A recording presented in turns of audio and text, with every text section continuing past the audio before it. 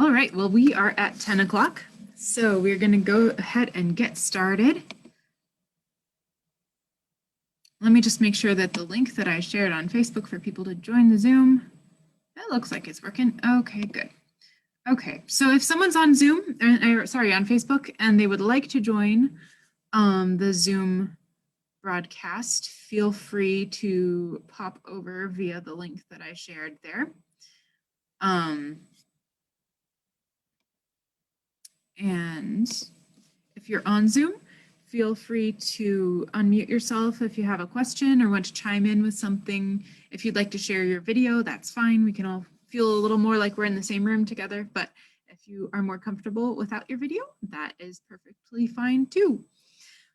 My name is Catherine Barnett, and I'm with Chillicothe Public Library here.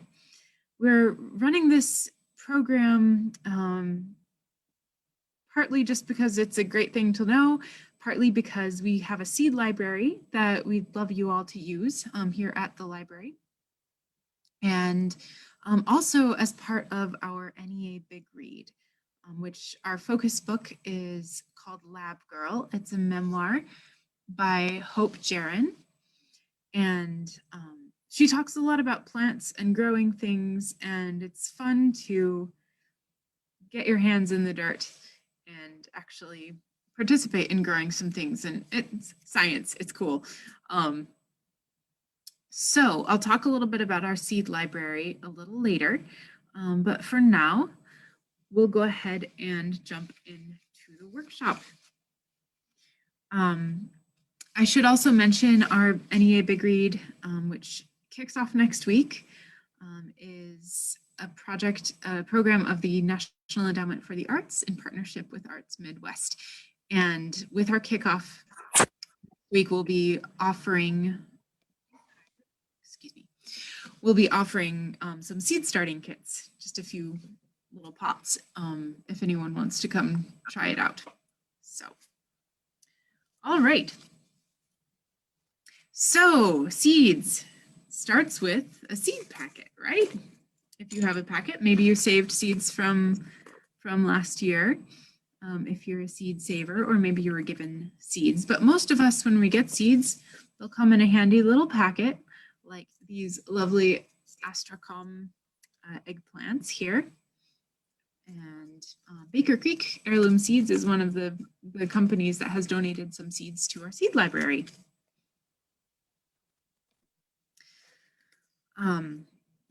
The seed packet can be very helpful because it usually has a wealth of information on it. Not only does it describe the variety and tell you all the unique things about it, but it also gives you valuable planting information. So for this one, I learned that it's a great choice for northern growers who have shorter growing seasons. And I learned how big the plant will get, how big the fruit is, what it'll look like. Oh, you know what? Let me just say a couple more things about Zoom here. I'm going to enable our auto transcription thing. And if you do find that subtitles are helpful, feel free to choose that at the bottom of the Zoom screen. There's the option to click the closed caption button and choose hide or show subtitles. So I invite you to do that. If you have any questions as far as technical difficulties, drop that in the chat, or if you have anything else to say, feel free. Okay, onward. I also find on the back of this how early I should start them, if they are well suited to starting early inside, or if they prefer to be direct seeded right into the garden. I learned how long it will take them to sprout generally. That way I don't plant them and expect them the next day and think, oh no, what's wrong if I don't see them in 2 or 3 days. For these, I could expect to see the sprouts in 10 to 15 days on average. So that helps not to give up hope if it's taking a long time. Some things just do. It tells me the ideal temperature for these, the seed depth, how deep I should plant the seed, how far apart I should plant space the plants when I'm ready to put them in the garden, whether they can withstand frost, and how much sun they need. And it'll tell me some other little details too. But seed packets are great. They also tell often the story of the seed. This one comes from southern Russia. Some others will have a little more information about the individual people who saved the seeds and have passed them down. So it's fun to discover those stories. One thing we need to know when we are going to start our seeds indoors is when to do it, because if you start too early, the seedlings will get too big, and if you're like me and you've started too many, you run out of space. But sometimes those seedlings just have to get in the ground, and if they get too big before you get to plant them in the ground, they're not going to be as happy. So you don't want to start them too early, but you also want to give them enough of a head start in order to thrive once they go out in the garden. So one helpful resource, one second here,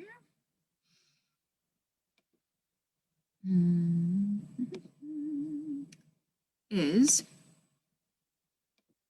this website, which shows the annual first and last frost dates and growing season lengths.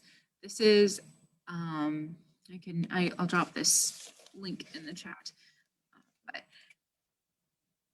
there we go. In a moment.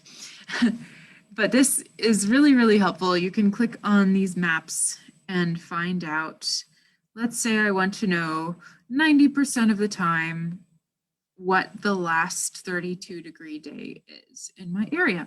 So I zoom in, and here around Peoria, it looks like we're looking at the last of April as 90% of the time when we're going to have our last 32-degree day. So kind of the last frost, although frost can occur at temperatures slightly higher than 32 degrees. If you're a data person, these are some fun links to explore. And I will share this link so that you can explore on your own time as well.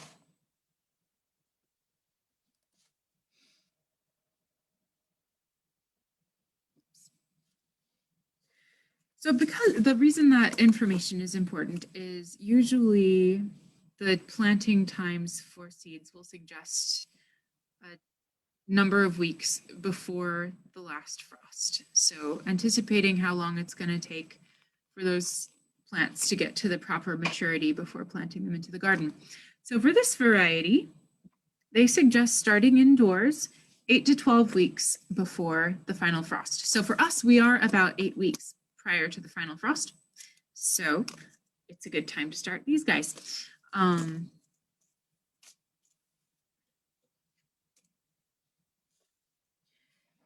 It's also a good time to start some of the things that are able to be planted out earlier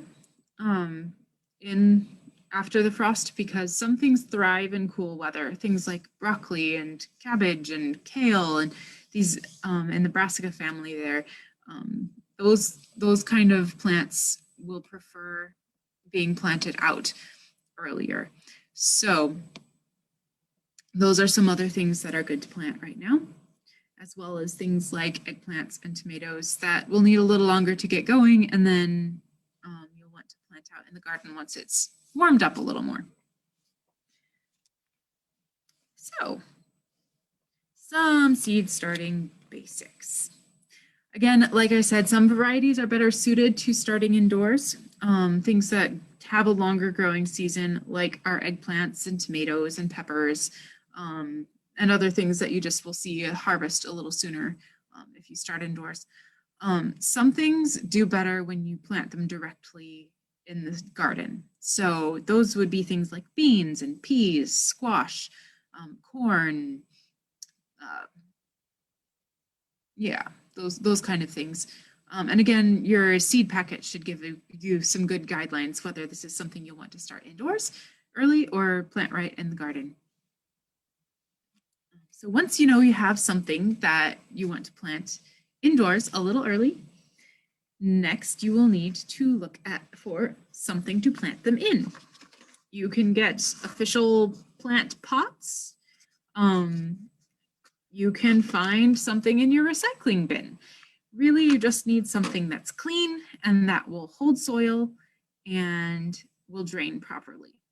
So one thing I like about these clamshell things is they're usually about the right depth. And they create a little bit of a greenhouse here because you can close this lid. You don't have to have a separate lid or put plastic wrap over it. And also, it would be great to have less plastic in the world, but at least we can reuse it sometimes. So there are a myriad of different things. Anything that will hold soil, that will drain, you're good to go. Just make sure it's nice and clean because sometimes pests or fungus or things like that can stick to your container. And if you had troubles last year, you might have troubles again this year, but just make sure it's nice and clean and you're good to go. So, soil. You can get special seed starting mix. Usually that's just soil that doesn't really have many nutrients in it because seeds don't need nutrients to get started. It's like an egg, you know, the bird growing inside an egg doesn't need you to pump in nutrients from outside. It has enough to get started. So you can also just use potting soil. That's fine too. Once that plant does sprout up, it will start needing some more nutrients. So you may need to repot it if you start in seed starting mix. But here I have just some plain old potting soil. Now, often your bags of potting soil, they'll have dried out. I like to dump some water in there, maybe the day or night before I'm ready to start seeds. And that way it's nice and spongy and moist for my seeds. Because you do want your soil to be moist when you plant.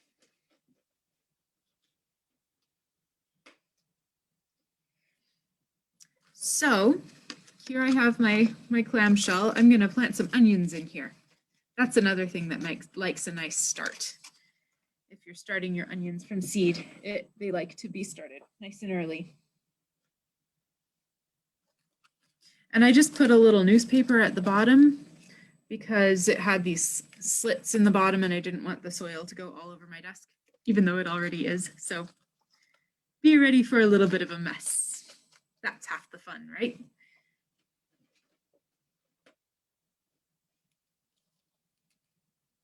Okay.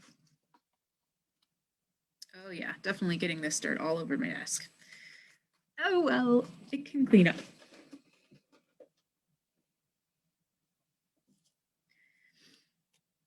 Alrighty. And you just want a nice, loose, crumbly, fluffy texture there.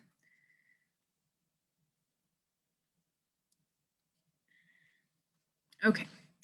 And I'm also going to start 2 different kinds of eggplants in these cute little pots.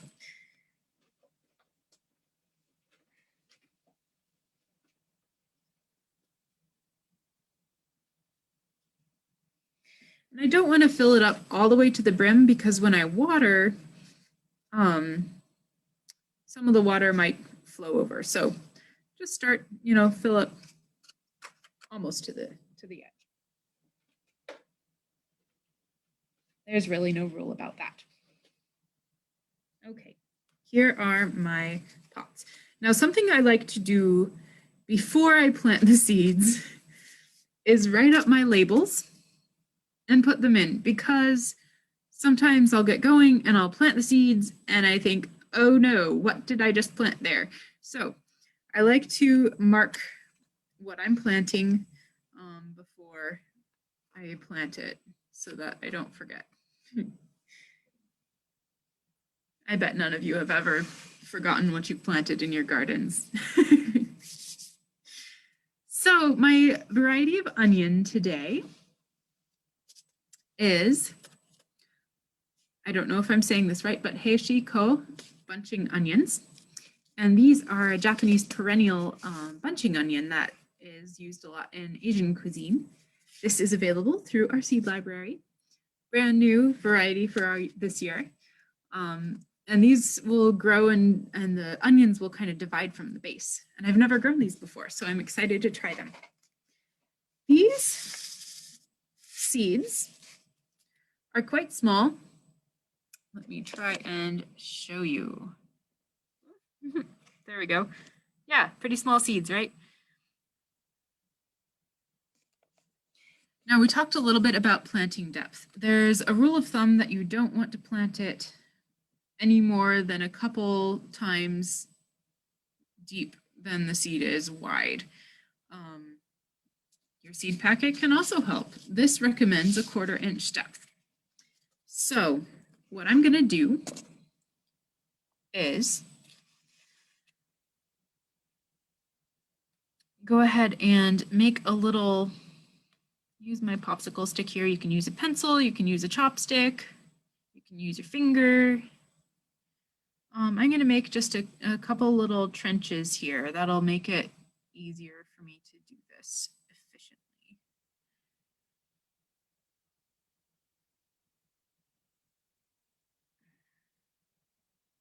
All right. And I'm gonna plant maybe one every inch or so. They're the same color as the soil, so it's hard to tell sometimes if they've dropped in there. And again, these are just gonna be in here until they get a good start, until they are ready to be planted out in the garden. So they'll be fine spaced an inch or so apart now.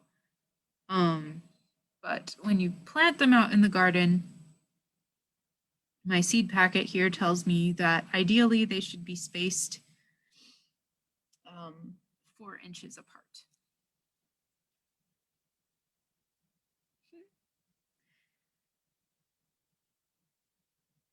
Now, if you're dealing with older seed and you're not sure if it's going to be germinating very well, you can always plant 2 or 3 times more than what you normally would, just to kind of make up for that decreased germination as the seeds grow older. But these are relatively fresh, so I don't think I need to worry about that. All right, so I've got my seeds planted here in my little trenches. Some of them may have dropped down a little farther than they should have, but that's another thing too. So the seed to take into account with planting depth is your seeds have all the nutrients they need packed in there to get started. But if you plant them too deep, they will run out of nutrients before they're able to send their sprout up to get some light, or their roots down to get the nutrients from the soil. And so you want them deep enough that they will maintain their moisture and be able to send their roots down, but not so deep that they won't be able to reach the soil. It's like going diving with a tank of oxygen, and you don't want to go deeper than you'll have enough oxygen to get back to the surface. So planting more shallowly it's better to err on that side of planting more shallowly than too deep. So I'm going to just tamp down the soil a little bit to make sure it has good contact with my seeds. That way it'll help them stay moist.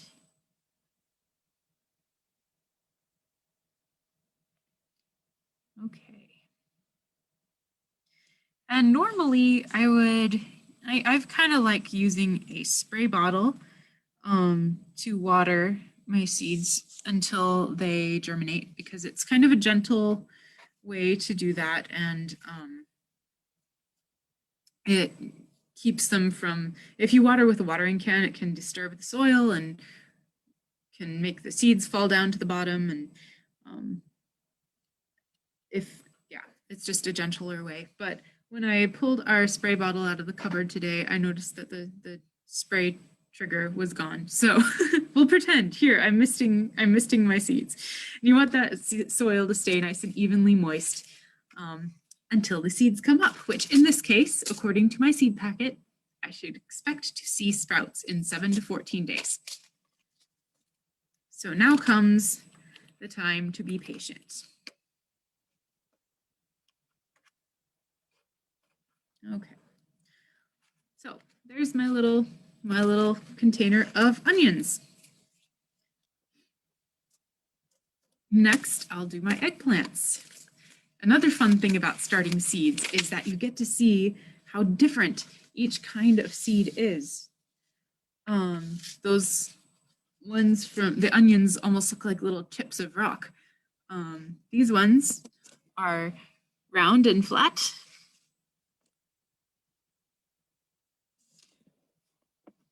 Some of my favorite seeds are calendula seeds, and they look like little caterpillars or something. They're fun. So since I just have one little container here, and since these seeds are pretty fresh, I'm going to go ahead and make a little divot in my pot there. Oops. And I'm going to drop 3 seeds down in there. You can do 2 or 3. And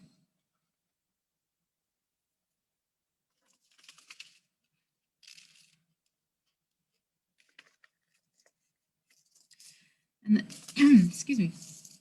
This is about a 1/4 inch depth too. So I'm just going to lightly cover them with soil and pat that down. That was my astrakan eggplant. Again, I have no idea if I'm saying that right. Now, when these germinate, I'm going to see which ones look the best. If you're really brutal, you can say, okay, this one is strongest and these 2 look a little shrimpy, and just snip off the shrimpy ones at the base. I'm usually, if I have several that have come up and they all look nice to me, and there's nothing that stands out as looking particularly weak, I might just go ahead and transplant the other ones. And you don't want them all growing together in here because they'll get so tangled up and they won't have enough space. But if you do want to keep, if they all come up and you want to keep them all, you can really carefully transplant them each into their own little pots later on.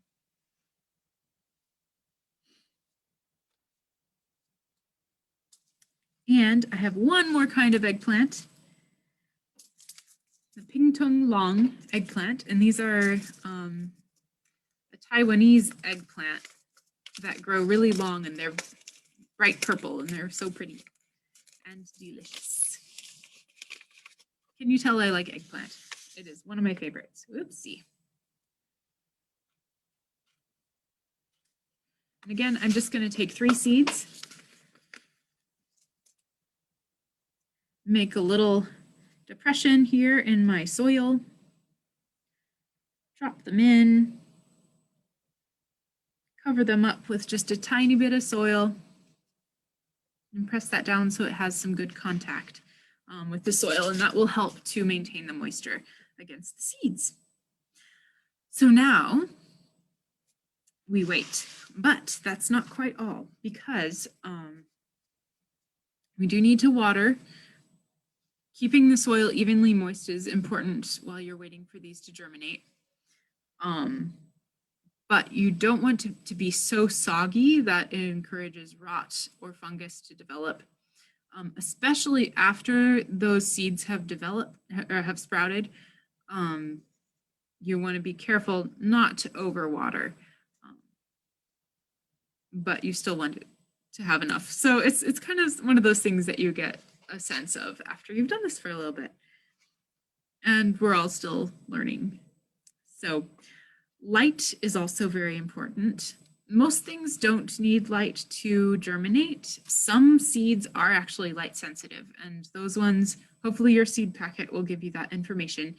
But you will either sprinkle them just on the surface of the soil or just really lightly cover them with soil, because they actually need that sunlight in order to get the signal to wake up and grow.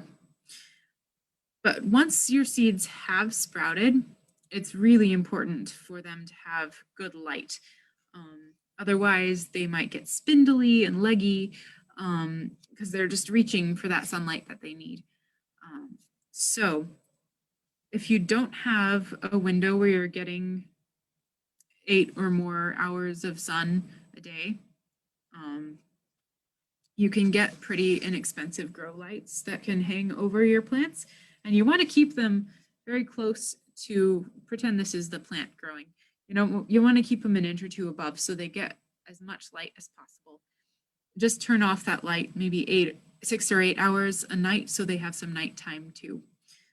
But then you can leave it on the rest of the day, give them a good sturdy amount of light. Heat can also be important, especially for things like eggplants, tomatoes, peppers, things that love that summer heat.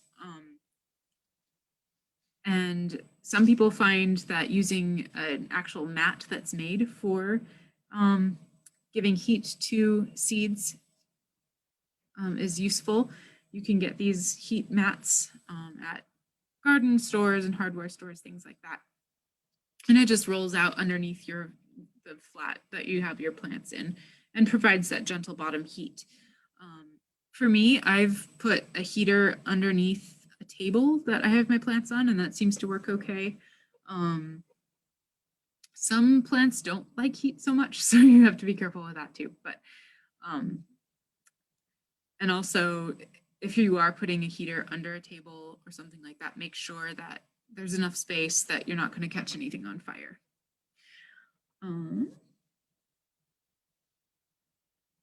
So I think that is about all I have to say. Be patient, wait for your seeds to come up. It's the funnest thing when they start sending their little sprouts up. It's so fun every year to see that. So are there any questions? Feel free to either type in the chat or unmute yourself and jump in. Questions, comments, ideas?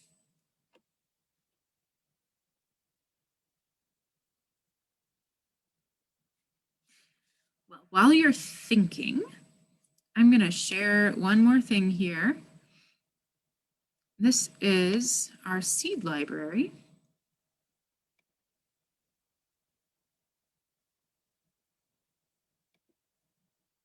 Almost. Okay, this is our website, and you can get to the seed library by going to services under the menu, then down to community services. And then you can scroll down and there's our seed library. This has all the information about it, about how to use it. Also this year, we have created an online inventory for our seed library. So if you'd rather not come browse in person, you can see the varieties we have, and then you can fill out a form here to request some seeds, and we can put them together in a packet for you. And then you can just pick them up at our drive-through window or at the library. So just to give you a quick look at what that looks like. The seeds in black type here are ones that we have. You can find out more information about them through this link. The ones in orange are ones that we used to have, but don't currently. And yeah, so you can browse by variety. Then I also have a tab here where you can see our old seed. You may remember I said earlier that sometimes a seed will lose its viability as it ages. We have some seeds that I've pulled from the main library just because I want to make sure that everyone has as successful as possible an experience if this is new for them.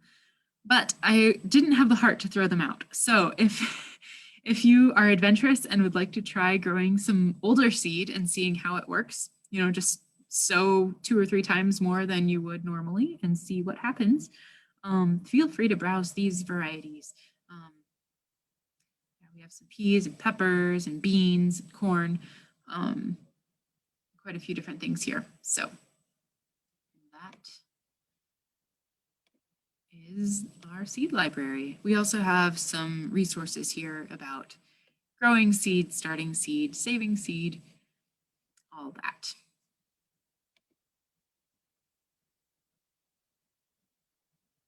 Hey, thanks, Troy. We always welcome seed donations for our library. I will say they do need to be open pollinated or heirloom seeds. That way we know that when people save the seeds, the plants grown from those seeds will be have similar characteristics to the parents. A lot of seeds are hybrids, which can grow really great, but if you save seeds from them, you don't know what you're going to get if you grow the seeds again. So for the purpose of our seed library, where we'll be saving seeds and growing them again season after season, we do need to have those be heirloom or open pollinated. Great. Yeah, and Baker Creek does produce heirloom seeds that are ones that you can save. We also get seeds from Seed Savers Exchange. They've donated some to us before too. Any questions or things to clarify about seed starting? I'm just going to check the Facebook as well to see if anyone has commented there with questions.